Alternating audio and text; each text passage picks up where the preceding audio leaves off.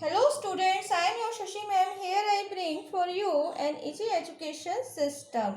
आज हम करेंगे बैंक रिकन्सिलिएशन स्टेटमेंट, बैंक समाधान विवरण। जैसा कि हम जानते हैं कि बच्चों को इस टॉपिक पर थोड़ा कन्फ्यूज़न रहता है और थोड़ा उन्हें टफ लगता है इसको बनाना, तो हम आपको बहुत ही आसान तरीके से समझाएंगे कि बैंक रिकन्सिलिएशन स्टेटमेंट को कैसे बनाया जाए। आपके लिए ये जो बनाना है बैंक रिकन्सिलिएशन स्टेटमेंट को बनाना बहुत आसान हो जाएगा। ठीक है, तो balance as per cash book क्या होता है, debit balance as per cash book क्या होता है, ये सब मैं आपको समझाऊंगी और आपको बहुत ध्यान से समझना है। और आपको क्या करना है, ये जो मैंने यहाँ टेबल बनाई हुई है वो इस टेबल को अच्छे से लर्न कर लें। अपने पास जो इंग्लिश मीडियम के बच्चे हैं वो सिर्फ इंग्लिश का नोट कर लें और जो हिंदी मीडियम के बच्चे हैं वो सिर्फ हिंदी का नोट करके अपने पास रख लें और इसको अच्छे से याद करें कि इन टर्म्स के जो मीनिंग है वो क्या है। ठीक है, जैसे सबसे पहले मैंने लिखा है balance as per cash book. Balance as per cash book, bank column of cash book. मतलब जब भी आपको क्वेश्चन में दिया जाएगा bank column balance as per cash book, उसका मतलब आपको यही समझना है कि bank column of cash book की बात हो रही है, मतलब रोकड़ बही का स्तंभ। कहने का मतलब ये है कि हमारी जो कैश बुक बनाते हैं हम लोग, मैं आपको समझा देती हूँ। कैश बुक में हम जब डबल कॉलम कैश बुक बनती है तो हमारे पास दो कॉलम बनते हैं, एक होता है कैश और एक होता है बैंक। तो जब हम बैंक रिकन्सिलिएशन स्टेटमेंट बनाएंगे या बैंक रिकन्सिलिएशन स्टेटमेंट की बात कर रहे हैं और उसमें वहाँ लिख रहे हैं balance as per cash book, इसका मतलब होगा कैश बुक का बैंक कॉलम, मतलब ये वाला। ठीक है, इसकी बात नहीं होगी। तो ये चीज़ आपको समझ में आई कि इसका मीनिंग क्या हुआ। ये हुआ फर्स्ट का मीनिंग। अब हमारे पास आया सेकेंड। ये चीज़ आपको बहुत ध्यान से समझनी है, ये चारों टॉपिक्स को, कि क्या मतलब होता है debit balance as per cash book. Hindi में हम क्या कहेंगे, रोकड़ बही के अनुसार नाम शेष। मतलब डेबिट का मतलब यहाँ नाम हो गया, बैलेंस का मतलब शेष हो गया। तो रोकड़ बही के अनुसार नाम शेष जो होता है वो हमारा अनुकूल शेष होता है, मतलब फेवरेबल बैलेंस होता है, debit balance as per cash book. अब वो क्यों होता है, क्योंकि आप देखिए कि जब हम कैश बुक बनाते हैं तो कैश बुक के डेबिट साइड में हम क्या लिखते हैं, जितनी हमारी इनकम होती है वो लिखते हैं, और कैश बुक के क्रेडिट साइड में हम लिखते हैं जितने भी हमारे एक्सपेंसेस होते हैं। ठीक है, तो इसीलिए हम क्या करते हैं, तो debit balance as per cash book अगर हमारा होता है तो इसका मतलब क्या हुआ कि आपकी जो रिसीप्ट्स हैं वो आपके ज़्यादा हैं और जो आपकी पेमेंट्स हैं वो कम है, तो आपका डेबिट बैलेंस हो गया कैश बुक का। तो आप वो क्या होगा, फेवरेबल बैलेंस। फेवरेबल बैलेंस का मतलब होता है कि जब आप बैंक रिकन्सिलिएशन स्टेटमेंट बनाएंगे तो वहाँ आपको ध्यान रखना है कि हमारा जो बैलेंस दिया गया है वो बैंक रिकन्सिलिएशन स्टेटमेंट में आपको हमेशा ये ध्यान रखना है कि बैलेंस जो है वो फेवरेबल है या अनफेवरेबल है। तो जब हम इसको बनाएंगे, नेक्स्ट वीडियो में मैं आपको बनाना सिखाऊंगी कि टॉपिक्स क्या होते हैं, तो वहाँ आपको यहाँ ये ध्यान रखना होगा कि फेवरेबल बैलेंस की बात हो रही है या अनफेवरेबल बैलेंस की बात हो रही है। क्योंकि जो हम तरीका लेंगे बैंक रिकन्सिलिएशन स्टेटमेंट का बनाने का, उसमें हम लेंगे इस तरीके से, एक प्लस का आइटम होगा और एक प्लस का कॉलम होगा और एक माइनस का। तो जितने भी फेवरेबल बैलेंस हमेशा किस में आएगा, प्लस में आएगा। अनफेवरेबल बैलेंस हमेशा हमें किस में लिखना है, माइनस में लिखना है। तो इसलिए हमें ज़रूरत है ये समझने की कि अगर हमें कौन सा बैलेंस दिया है तो वो फेवरेबल होगा और कौन सा बैलेंस अनफेवरेबल होगा। ठीक है, debit balance as per cash book favourable क्यों होता है वो मैंने आपको समझाया, क्योंकि इधर हमारी रिसिप्ट होती है डेबिट में, क्रेडिट में हमारा एक्सपेंसेस होते हैं।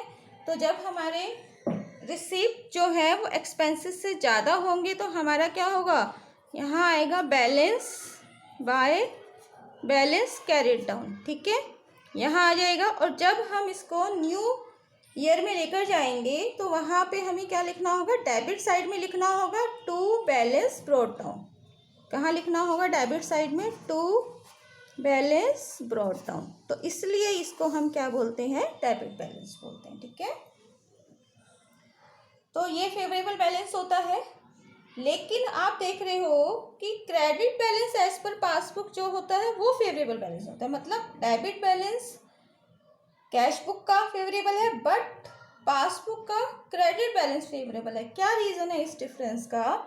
इस डिफरेंस का रीज़न ये है कि जब हम कैश बुक बना रहे हैं, मान लीजिए हम बिजनेस है, हमारी फर्म है, मैंने आपको पहले जब जनरल एंट्री समझाई है उसमें भी समझाया है कि हमें अपने आप को ऑनर नहीं मानना है, एज ए अकाउंटेंट हम अपने आप को बिजनेस मानेंगे। ठीक है, तो हम बिजनेस हैं, तो बिजनेस में सॉरी हम बिजनेस में जब एंट्री करते हैं तो हमारे पास जो आता है उसको हम डेबिट करते हैं और जो हमारे पास से जा रहा है उसको हम क्रेडिट करते हैं। तो इसी तरीके से जो बैंक है, बैंक जब अपनी बुक्स में एंट्री करेंगे तो वो क्या करेंगे, अगर बैंक हमें पैसा दे रहा है तो क्या हो रहा है, बैंक के पास से जा रहा है, और बैंक हमसे पैसा ले रहा है तो बैंक के पास आ रहा है। तो इसलिए जो बैंक की स्टेटमेंट आपको दिखाई देती है या पासबुक आपको दिखाई देती है, या आपने देखा होगा कि आपके पास जब मैसेज आते हैं बैंक से, तो आपके अकाउंट से जो पैसा जाता है तो उसको डेबिट कहा जाता है। मतलब बैंक ने पैसा आपसे लिया, ठीक है, लेकर किसी और को दे दिया, जो भी उसने किया, तो आपके अकाउंट से जब पैसा जा रहा है तो वो डेबिट कहलाता है, और जब वो पैसा आपके अकाउंट में आता है तो वो क्रेडिट कहलाता है। क्यों?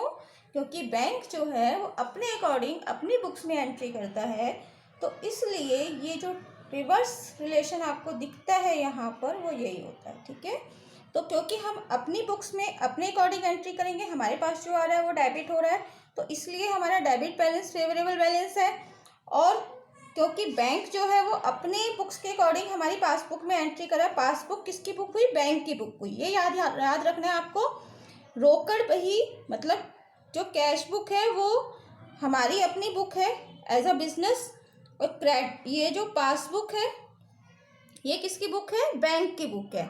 तो बैंक इसमें अपने अकॉर्डिंग एंट्री करेगा और कैश बुक में हम अपने अकॉर्डिंग एंट्री करेंगे, इसलिए ये रिवर्स रिलेशन होता है इन दोनों के बीच में। बात समझ में आई? तो इसलिए credit balance as per passbook जो होगा वो फेवरेबल बैलेंस होगा मतलब पासबुक के अनुसार जमा शेष। इतना समझ में आया आपको?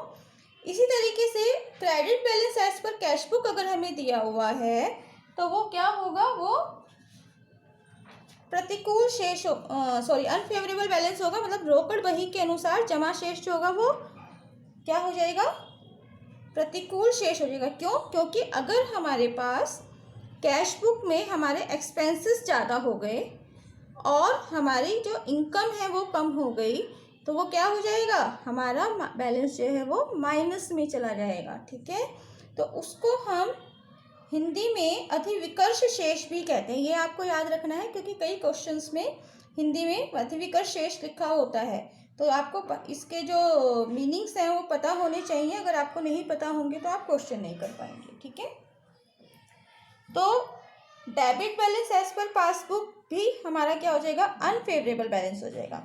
तो बैंक रिकंसिलिएशन स्टेटमेंट स्टार्ट करने से पहले आपको कुछ टॉपिक्स पर अच्छे से नॉलेज होनी चाहिए और उन टॉपिक्स को आपको अच्छे से याद रखना है। तो सबसे पहले आपको ये टेबल अपने पास बनाकर याद रखनी है कि credit balance as per passbook है तो फेवरेबल बैलेंस है, debit balance as per cash book है तो फेवरेबल बैलेंस है, credit balance as per cash book है अनफेवरेबल बैलेंस हो जाएगा, debit balance as per passbook है अनफेवरेबल बैलेंस हो जाएगा। याद रखने का तरीका आप कुछ भी यूज़ कर सकते हैं। ठीक है, तो आपको कैश बुक अगर अच्छे से बनाना आता है तो आप कैश बुक के अकॉर्डिंग याद रखिए और उसका रिवर्स जो है वो पासबुक का कर दीजिए। ठीक है, तो उम्मीद करती हूँ आपको ये सब समझ में आया होगा। नेक्स्ट वीडियो में मैं आपके लिए जो इससे रिलेटेड और टॉपिक्स होते हैं बैंक रिकंसिलिएशन स्टेटमेंट से बनाने से पहले कुछ चीज़ें आपको अच्छे से समझानी है कि check issued but not yet presented का मीनिंग क्या होता है। इसी तरीके से मतलब कि हिंदी में हम इसको कहें कि हमने चेक तो जमा करा दिया लेकिन वो अभी तक हमारे अकाउंट में पेमेंट के लिए नहीं आया। ठीक है, तो ये चीज़ें आपको अच्छे से समझनी होंगी, प्रैक्टिकली आपको समझना होगा, तभी आप इस अकाउंट्स को अच्छे से समझ पाएंगे। उम्मीद करती हूँ आपको ये समझ में आया होगा। फिर भी अगर कोई कन्फ्यूज़न है तो आप कमेंट करें, और किसी भी टॉपिक पे अगर आपको कोई कन्फ्यूज़न होता है तो आप हमें सजेस्ट कर सकते हैं। हम उसके लिए आप पूरी कोशिश करेंगे कि आपके उस कन्फ्यूज़न को दूर करने के लिए वीडियो बनाएं।